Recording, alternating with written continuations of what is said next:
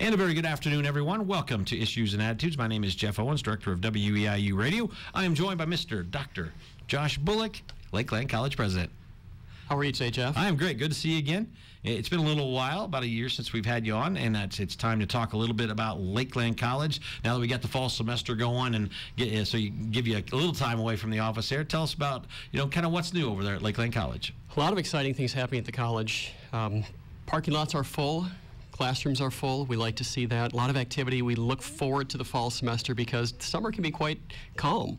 So a lot of interesting things. We'll chat a little bit later about some of the building renovations we've had over the last several months, some new programming and partnerships. So really an exciting time at Lakeland College right now. I know enrollment, you had the credit hours were up. You were down slightly student-wise, but still pretty good news overall with the way things have been going. Absolutely. Our credit hours are relatively stable, which for community colleges, unlike, let's say, a university, we really measure ourselves in credit hour generation because we have so many students that may be a part-time student. They might be taking a 3-credit course to those who might be full-time. So for us, our benchmark, our metric really is credit hour generation, and our credit hours are pretty stable. So we're very thrilled to see that given the environment that we find ourselves in the state of Illinois. Speaking of the state of Illinois, when you talk about the state funding and where we're standing, I know they did the stopgap measure and quote unquote we're okay till November time, but give us an update of where Lakeland is and what that means as we go towards the holiday season. Sure. Really, Lakeland's been preparing for about the last 3+ years. We recognized the state was in fiscal trouble some time ago and started to put plans in place to really strategically adjust the organization to meet the needs of the students while ensuring that we didn't overcapitalize, we didn't build more into our budget than we could afford to use. And so that's really helped us. This past year we were able to weather probably the worst economic storm in Illinois' history. We were able to weather that very well thanks to our faculty and our staff who pitched in. We've unfortunately had to make some cuts to staffing. We've cut back on our operational budgets quite a bit, but the really good news was we made sure that no matter what we did, it didn't impact the student experience. And so we met with student government at the end of last year in the spring and just asked them how they were feeling. And it was really rewarding for us to hear them say they didn't feel an impact, which is exactly what our intention was. We're there for the students, and we will do everything we can, much like Eastern is, to ensure our students have the experience they've come to expect from our organizations. And we were very thankful we were able to do that with limited funding. I think it's kind of not surprising, maybe not the word is. I think that we sometimes forget how smart the students are. They're aware of what's going on in the state, and I think they understand. Absolutely. The students are out there as advocates. We sent a number of students to Springfield to talk with our legislators and discuss how important it is, not just to have well-functioning educational institutions, but we know there's been difficulty with students acquiring MAP dollars so that they can afford their education. And that really is the lifeblood of the equalizer for students who might be from economically disadvantaged backgrounds to say, you know what, we believe in you as well, and you have the ability to go to college as much as anyone else does. And so our students have been out there, they understand what's going on, and they're really pushing for MAP dollars, and they're pushing for funding for the community colleges and universities. What is your gut feeling about how funding, when we look towards the winter, how funding will be for the rest of this fiscal year and fiscal year 18, I guess it is? Well, if I had to look at my gut feeling, I'm guessing that we're going to see not a lot of movement as far as the fiscal affairs of the state. And I'm guessing that we'll probably see a series of stopgap budgets for a while until the state can wrap its arms around the issues that it's facing and put together a long-term plan to help sustain us. You hear a lot of people talking about that the election will decide whether or not we get budgeting, get a budget, don't have a budget. Do you think the national election has that much impact, or is that just people kind of hoping? Oh gosh, I think the election does. Maybe not the national election, but I think the local elections to see what might happen in Springfield with our representatives and our senators. But even should that occur, should we see some type of movement in either direction to support either the governor or the speaker of the House, I'm not sure we're going to see a lot of movement immediately because, gosh, those folks have to get into office. They have to understand where their constituents' feelings are. So we might not see something until spring, if at all. There you go.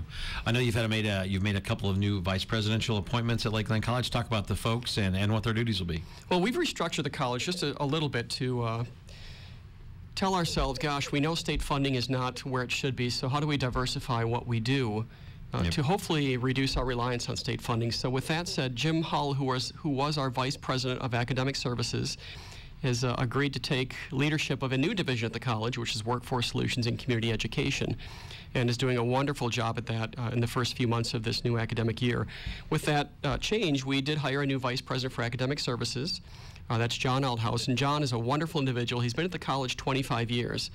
He was, his last position was our division chair for agriculture, so he has a tremendous amount of experience.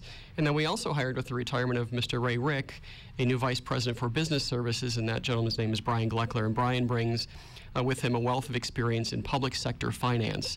Just a really sharp individual, and we're excited to have our new team on board. Feel pretty good about the new team. That's good. I know I have to ask you about this, but the turbine thing's been in the news, and I don't know all about it. I know it's probably not where you want it to be. Where do we go forward with this? Sure. Well, our turbines, when we invested in sustainable energy, we took a risk, and we invested in some turbines on campus. We found, unfortunately, not because there's not value in wind energy, but the brand of turbines we've purchased just simply have not been able to function at the level that we've hoped they would function. And because of that, we have 2 turbines right now that neither one are working. And our goal over the long term is to develop a long-term plan for, do we maintain the turbines the way they are? Do we decommission the turbines and take them down? Or do we replace those turbines with maybe a newer turbine, potentially a smaller turbine? There you go. You also have a new basketball coach for men. And, you know, as you think about it, fall is here, so basketball is right around the corner. Let's talk about our new basketball coach. And I know you, off mic, you said you're pretty excited about what's going on there. Very excited. Coach Brandon Colvin comes to us from a lot of college experience in the community college world. Has also coached overseas with some of the elite teams. The players absolutely love him. He is a very energetic, a very positive individual, high energy, really knows his basketball, and we're thrilled to see what happens when the Lakeland Lakers start their season in the next month or so. Yeah, I'm looking forward to seeing as many games as I can. Always got to go along with my kids' sports schedules, but like to get out there, help out when I can. I also saw you're offering some new welding classes at Lakeland, and I assume that goes about, there must have been a demand, and then you guys met that need, which you guys are always really good at doing that. So talk about that. We are always good at doing that, and if you're interested in welding, come see our new Welding Lab. We renovated our Votech building this past summer, upgraded all of the electricity in there to also be LED lighting, geothermal heating and cooling, but our new welding lab. So we have renovated completely the welding lab. We're offering some new courses there. We're partnering with other areas of our district, Effingham. If you're interested in an adult welding course, we're offering that at Effingham High School. So that's an area where we've seen significant growth. The beauty about welding programs is it's a short-term training, so you can get that in 2 years or less. But the demand is very high in our district, and that means when demand is high, you're seeing welders starting out at $20, $25 an hour. Oh, wow. You start working overtime, you really can have a very life-sustaining occupation that requires a lot of creativity and a lot of thought and a lot of skill. Okay. You talked about the welding or Votech being remodeled. What are some of the other renovations and rebuilding that you did over the summer for Lakeland College? We continue to increase our sustainability presence. So we have, in the last year and a half or so, we've added about 320 kW of photovoltaic on the roofs of our buildings. We brought our west building back online fully with our geothermal systems. And the big one was the Votech. The other piece, which isn't necessarily a building renovation, but we did go through what we call technology refresh. So we have upgraded all of the classroom and staff technology on campus. We are a thin client campus, so one of the neat things now that students have the ability is, if they enroll in, let's say, a CAD class, we automatically provision their virtual machine, so no matter where they log in the world, they have access to that software. Really? So really, a student can have access to what they would normally have to find a lab time to go participate in. They can have that access from home, from the library, from just sitting out on campus enjoying the sunshine. So that thin client system is really a benefit to the students and a benefit to the staff, and quite honestly saves the college tremendously when it comes time for tech refresh, because now you're replacing servers versus replacing computers on everybody's desk or in the labs. Makes a lot of sense. Talk about your EIU partnership and your relationship with new President Glassman. I know you guys were together just last week on campus. Just talk about all the stuff that EIU and Lakeland College does together. We have been meeting frequently to discuss partnerships because we know there's a lot of value. One of the benefits of having EIU locally is that they are by far our largest transfer partner. So the vast majority of our students, EIU is their transfer institution of choice. And that means for us, we need to make sure that we have very solid pathways for students to move from Lakeland College to EIU.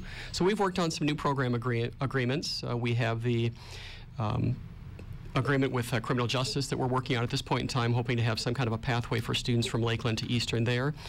We have the service center on campus so that students who are interested in EIU can visit an EIU representative right on Lakeland's campus. I like that. And learn about that. So we're working as much as possible to find ways to collaborate. The reality is our goal together, and I will say Dr. Glassman is a visionary. I really appreciate his ability to think beyond what we're seeing for a state budget crisis and to where EIU needs to be and Lakeland needs to be in the future.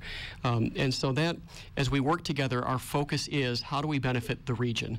How do we keep students here in our region to get educated, whether it's a 2-year degree or a 4-year degree, so that they become employees for our local employers and they continue to help our local economies grow and prosper? I think one thing I've learned about this budget crisis the last couple of years, you see Mattoon, Charleston, Eastern, Lakeland, and people really understand they have to work together and they have to partnership, and we all have to kind of, quote unquote, get along better to make things, better in the long run. Would you agree?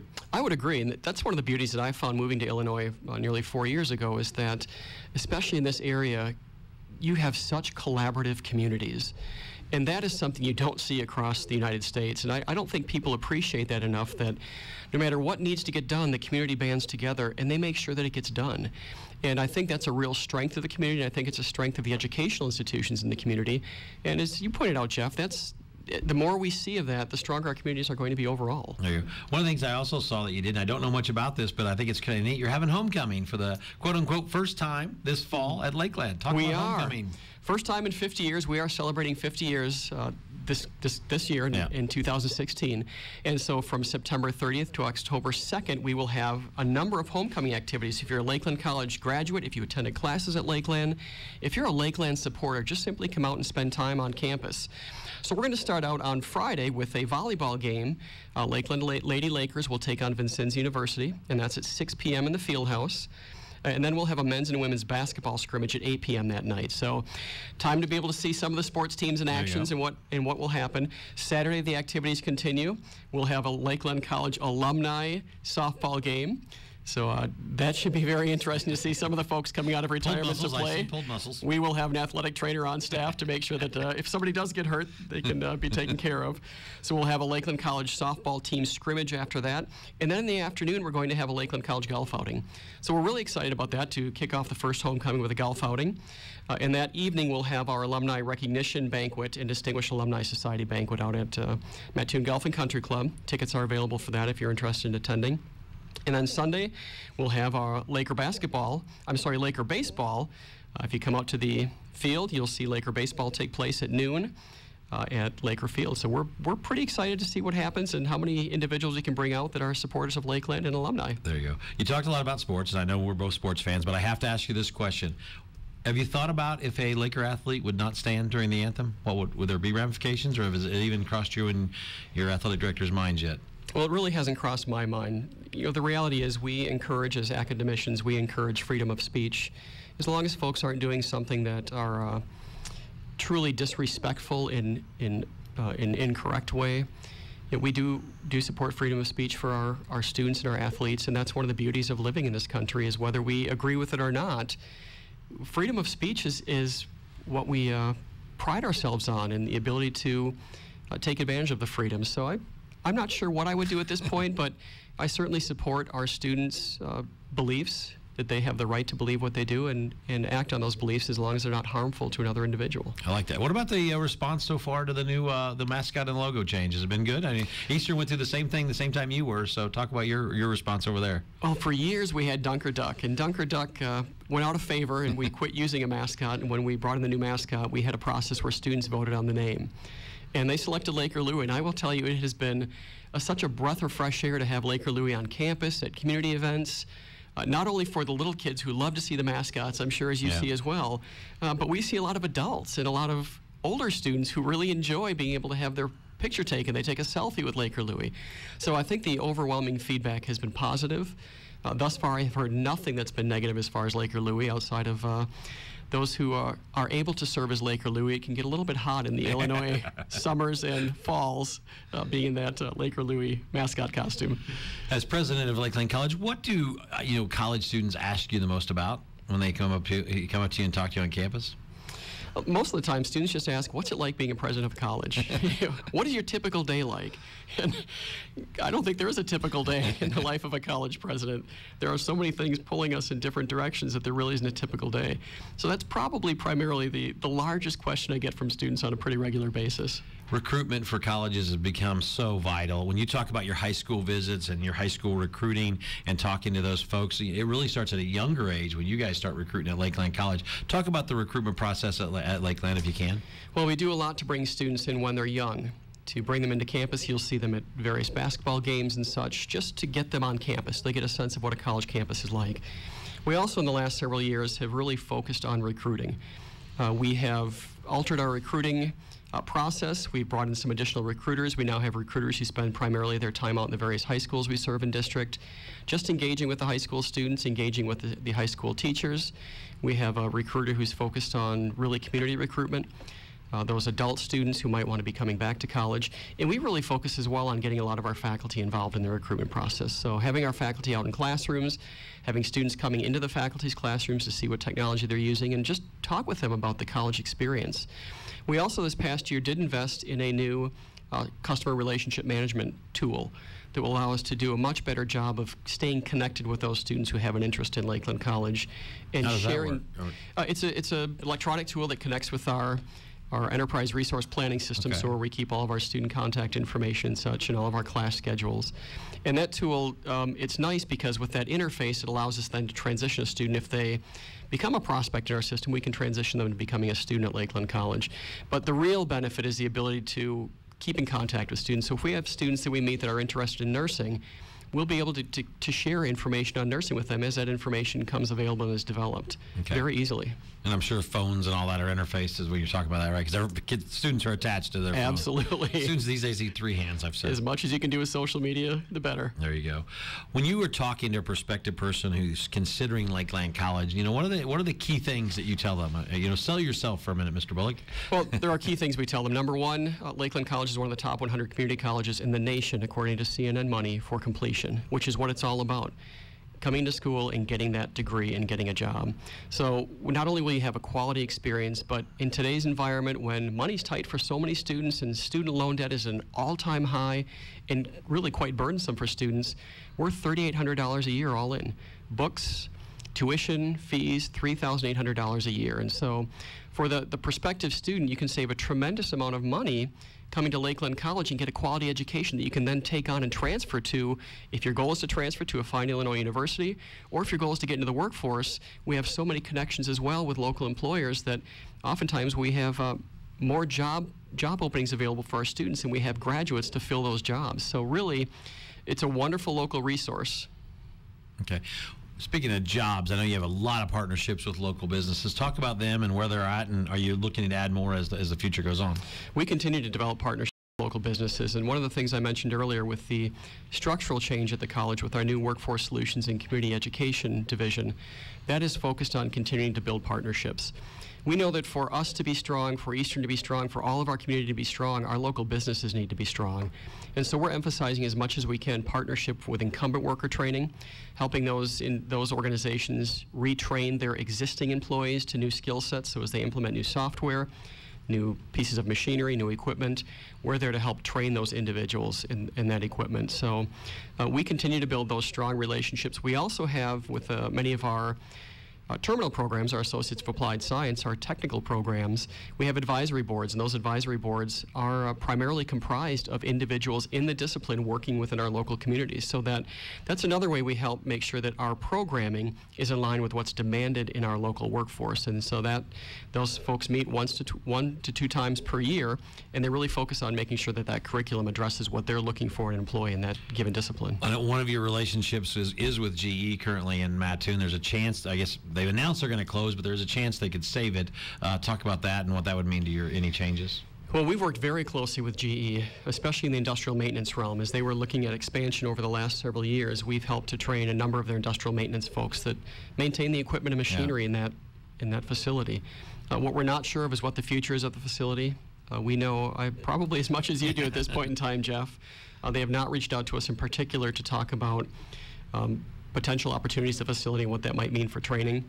But we're really hopeful that there will be opportunities continuing in Mattoon. It sounds like if the employees could come up with a reason for it to stay open and management could kind of buy in, they may be able to make a pitch to GE's parent company to allow them to stay open if it was fiscally advantageous to them. So I guess there's a shot, right? There's always a chance. And we hope so. Obviously, GE has been a pillar of the Mattoon community for years.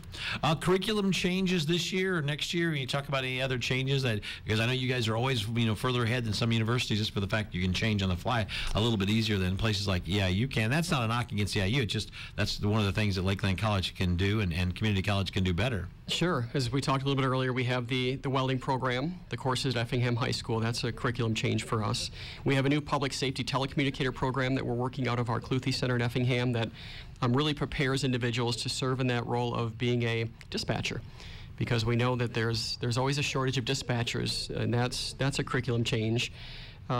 Building trades, we've added building trades to our new career academy as well as IT, and that's a program where high school students from around the area can spend 5 days on campus in the morning at Lakeland College, learning a skill, and then go back to the high school in the afternoon. And last year was the first year for the career academy. It was extremely successful, and because of that success, we've added some additional program areas. So that's an area where we feel very strongly that if we can get students a skill set early on, we can get them into the workforce much quicker, and hopefully support other organizations like a GE who might be saying, gosh, can we find the labor force that we need right here in Coles County? And we're hoping that we can say, yes, you can. Good answer.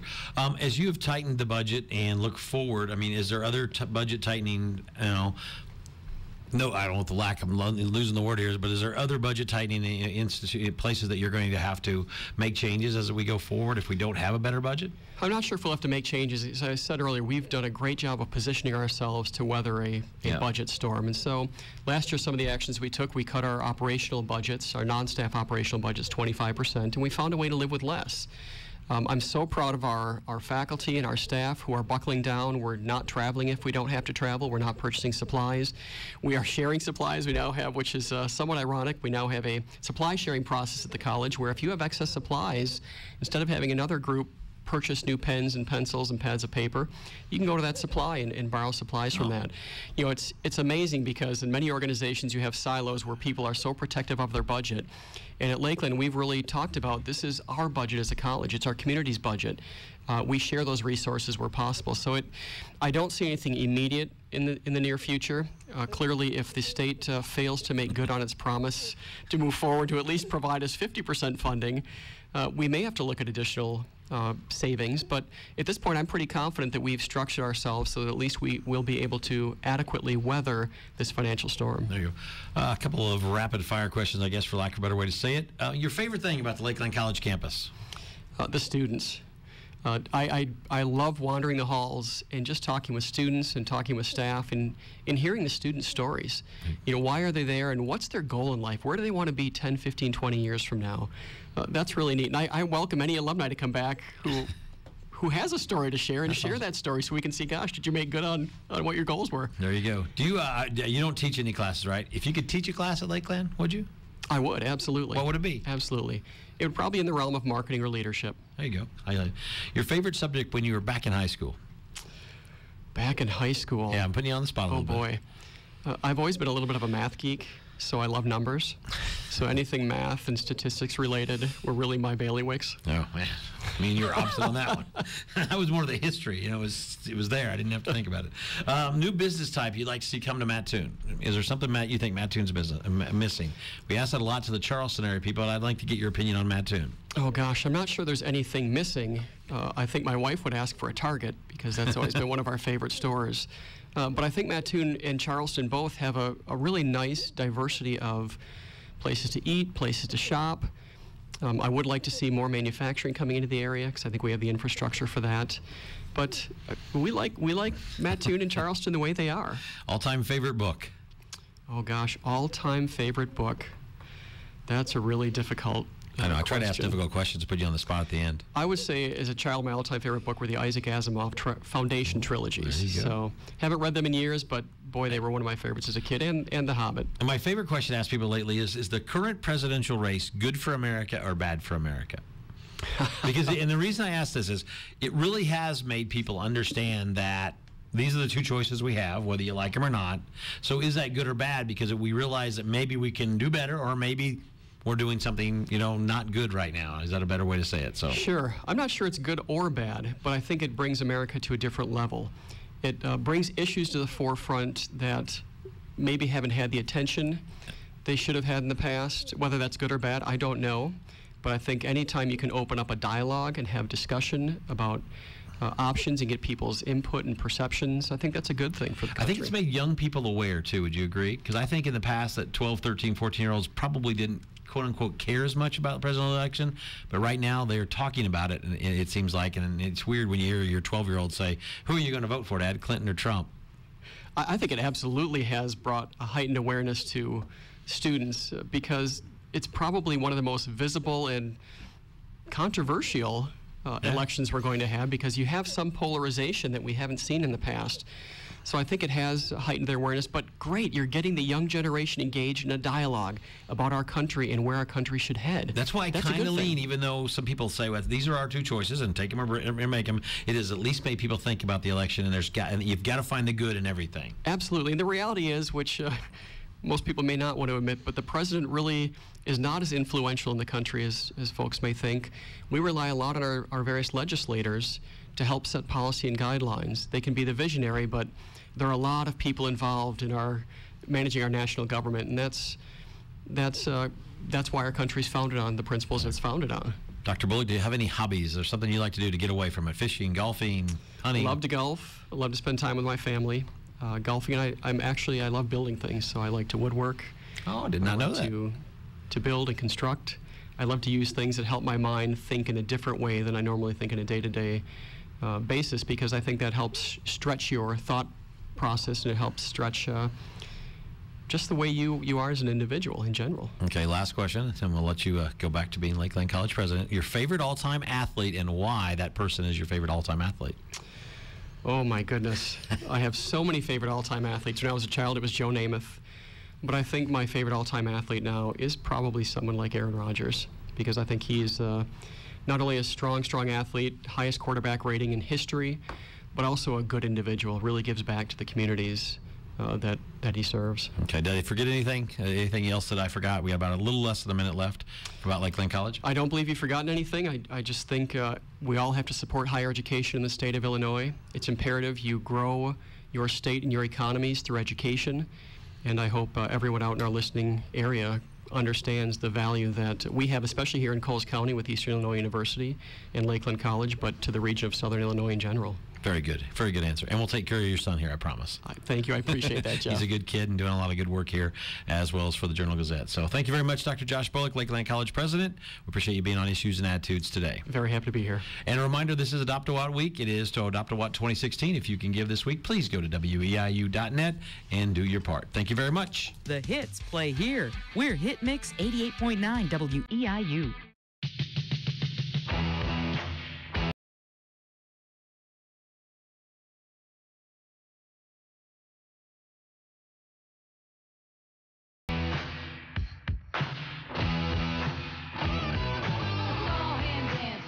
By the record machine.